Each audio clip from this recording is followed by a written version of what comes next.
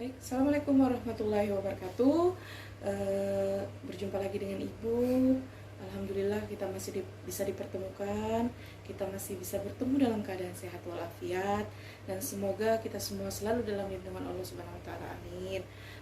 Apa kabar semuanya hari ini? Baik, ya semua Ibu harap semua bisa bahagia dan Ibu harap semua masih dalam keadaan sehat ya. Jadi sebelum memulai pembelajaran kita hari ini, supaya pembelajaran kita berkah, supaya ilmu kita berkah, maka kita awali dengan berdoa. Baik, silahkan berdoa. Berdoa dimulai.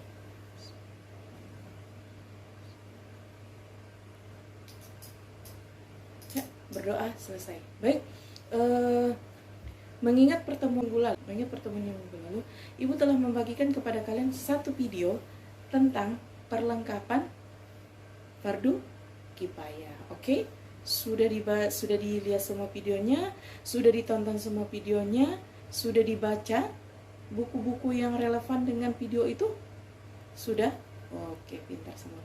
Jadi harapan Ibu, video yang sudah Ibu bagikan minggu lalu itu bisa kalian baca, bisa kalian tonton, bisa kalian serap, bisa kalian pahami, oke? Karena sampai detik ini Ibu tidak ada menerima pertanyaan dari siapapun. Itu artinya kalian semua sudah paham tentang perlengkapan fardu kifayah. Oke? Paham? Kita bisa masuk ke bab berikutnya? Bisa? Oke, siap? Siap. Oke? Sudah hafal semuanya tentang alat dan bahan, sudah tahu, maka kita akan mulai pembelajaran sebelum praktek minggu berikutnya. Oke, nanti Ibu akan membagi kalian menjadi beberapa kelompok, tapi lebih enaknya kalian saja ya yang pilih namanya siapa, temannya siapa. Jadi pilihlah teman yang enak diajak kerja sama, oke? Sama seperti sebelum-sebelumnya, Ibu tidak akan pernah memilihkan nama-nama kelompok kalian, tapi kalianlah yang pilih sendiri sesuai dengan kenyamanan kalian. Paham semua? Baik. Berikutnya kita akan memasuki tentang materi pengurusan jenazah yang sesungguhnya. Oke. Yang pertama adalah kalian bisa lihat peta konsepnya. Yang pertama adalah yang kita bahas adalah tentang hukum pengurusan jenazah. Oke, tentang hukum pengurusan jenazah. Kalian bisa lihat nanti hukum pengurusan jenazah itu fardu kifayah, artinya wajib bagi setiap muslim yang ada di wilayah tersebut. Wajibnya seperti apa, Bu? Ya, wajibnya seperti ini. Apabila ada orang, wajib bagi setiap umat muslim yang ada di wilayah tersebut.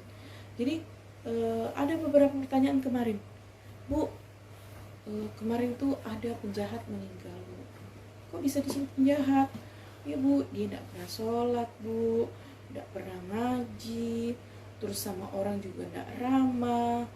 Nah, bagaimana, Bu? Apakah itu boleh diurus jenazahnya atau diabaikan?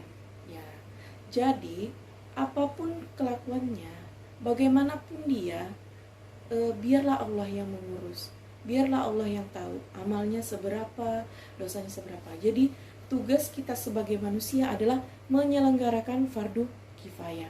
Jadi kita harus menyelenggarakan fardu kifayah. Tidak peduli itu penjahat, pejabat, orang kaya atau orang miskin, kita tetap harus menyelenggarakan fardu kifayahnya, harus menyelenggarakan. Yang pertama kita bahas adalah tentang memandikan jenazah. Masih ada yang takut?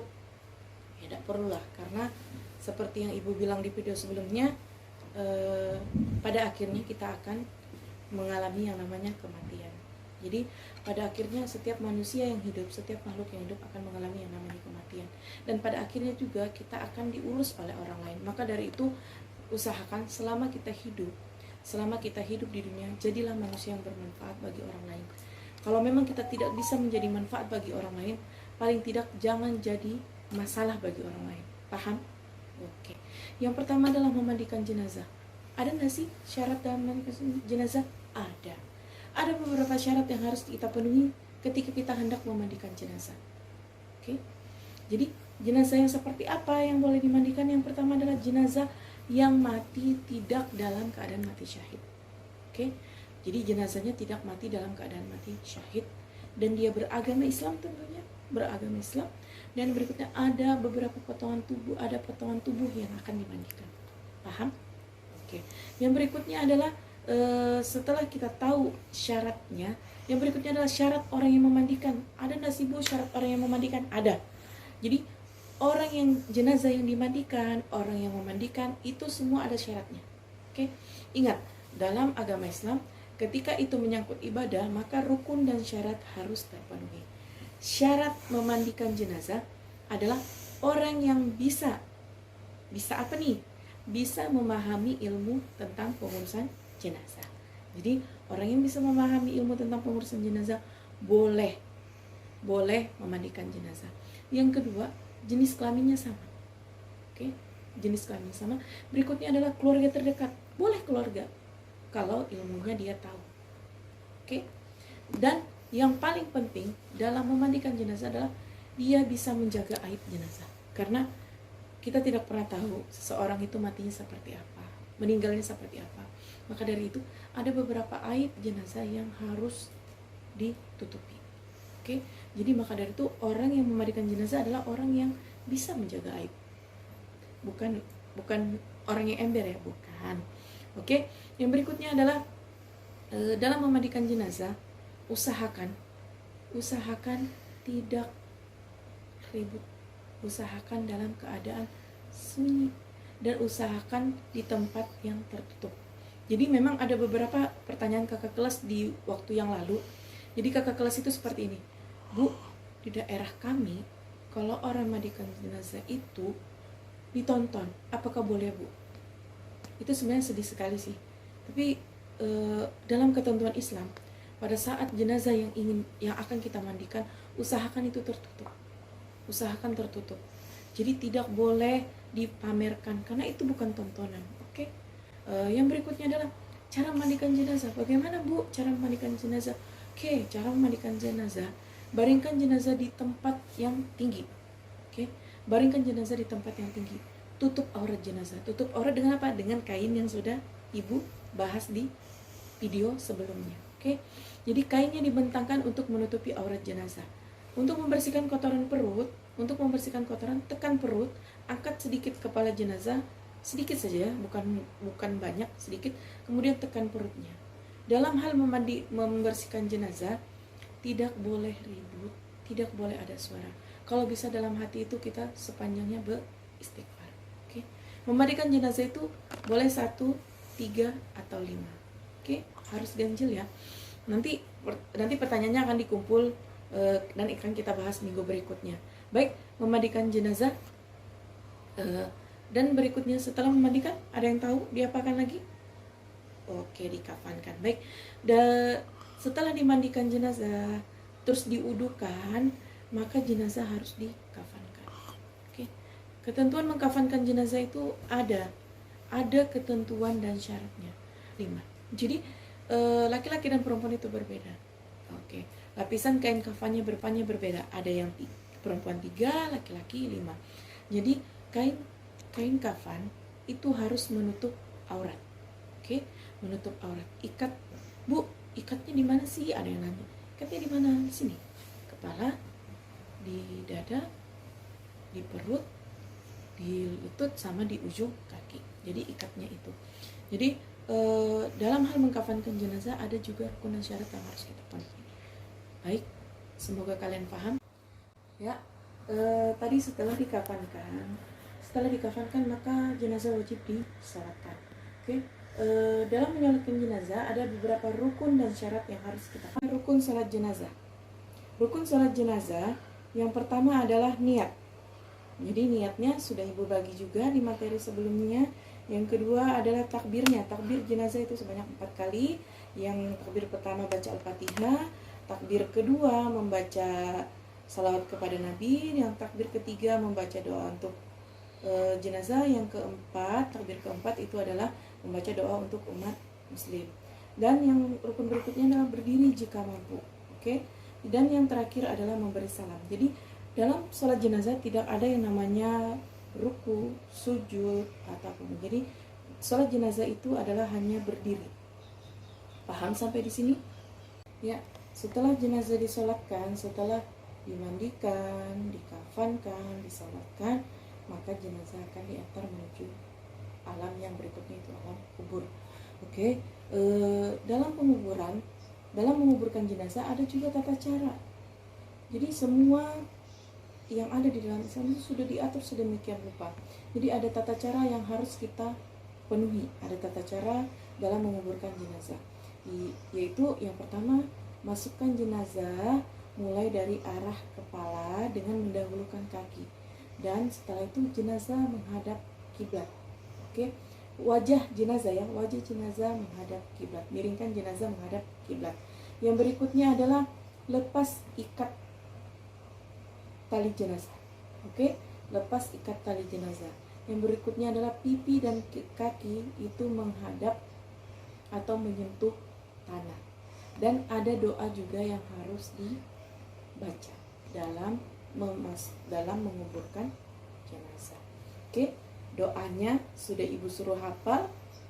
Semoga kalian sudah hafal sehingga nanti pas praktek ibu tidak ada lagi yang namanya menguji kalian untuk membaca doa. Oke. Yang berikutnya adalah takziah. Takziah ini mungkin asing di telinga kita, cuma sering sebenarnya kita lakukan. Kalau di kampung-kampung itu biasanya rame, biasanya sampai 3 hari sampai 7 hari orang ramai di sana. Jadi takziah itu tujuannya adalah memberikan dukungan moral kepada keluarga jenazah. Jadi para ahli waris kita berikan dukungan, kita berikan ketabahan, kita berikan kesabaran kepada keluarga yang ditinggalkan. Jadi ketika bertakziah alangkah baiknya kita memberi dukungan moral, bukan menghina atau menceritakan aib-aibnya jenazah, tapi lebih kepada dukungan moral ataupun uang itu diperbolehkan. Yang berikutnya adalah ziarah kubur. Boleh nggak sih ziarah kubur? Boleh. Ziarah kubur itu boleh. Ziarah kubur diperbolehkan dengan catatan pada saat ziarah kubur kita yang mendoakan, bukan kita yang minta doa. Oke? Jadi kebanyakan di masyarakat kita ketika melakukan ziarah kubur, mereka itu minta didoakan. Pegang misalnya, terus bilang atau misalnya nih, kakek doakan aku ya. Oh, itu salah sayang.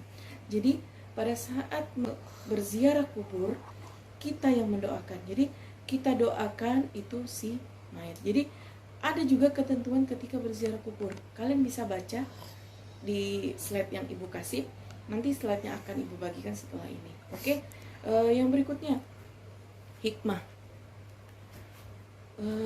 Pada saat melakukan penyelenggaraan jenazah ada beberapa hikmah yang bisa kita ambil.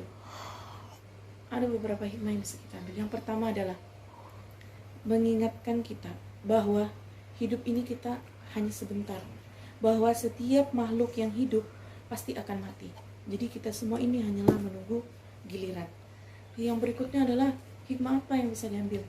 Hikmah bahwa kita akan meningkatkan amal perbuatan kita, amal baik kita, meninggalkan hal-hal yang dilarang oleh Allah, karena kita tahu pada akhirnya kematian akan menjemput kita. Oke? Jadi terus hikmah berikutnya apa? Dengan adanya penyelenggaraan fardu kifayah, maka hubungan sosial manusia itu bisa terjalin. Jadi ukhuwahnya, silaturahminya bisa terjalin. Ya, sampai di sini pembahasan kita tentang materi fardu kifayah, materi tentang penyelenggaraan jenazah. Namun, ini untuk hari ini aja ya. Untuk hari ini sampai di sini. Nanti minggu depan praktek saya melakukan yang namanya pelaksanaan fardu kifayah. Oke? Sekian dari Ibu. Ilmu yang Ibu sampaikan hari ini adalah ilmu yang Ibu punya, sama seperti sebelumnya. Ibu harap apa yang kalian bisa, apa yang kalian punya, selagi itu ilmu baik, silahkan di-share, baik itu ke teman, ke ibu, atau ke siapapun, silahkan di-share. Jangan pernah malu untuk membagi ilmu, karena setiap ilmu yang kita bagi itu akan bertambah untuk kita, dan setiap ilmu yang baik kita bagi itu akan mendapat pahala bagi kita. Oke? Ilmu adalah pahala yang tidak pernah putus. Semuanya bisa mengerti dengan sehat, dan semoga kita semuanya bisa bahagia, dan semoga semuanya kita selalu dalam lindungan Allah Subhanahu wa taala. Baik, terima kasih atas waktunya hari ini, terima kasih atas kesempatannya hari ini, dan Ibu akhiri, Assalamualaikum warahmatullahi wabarakatuh.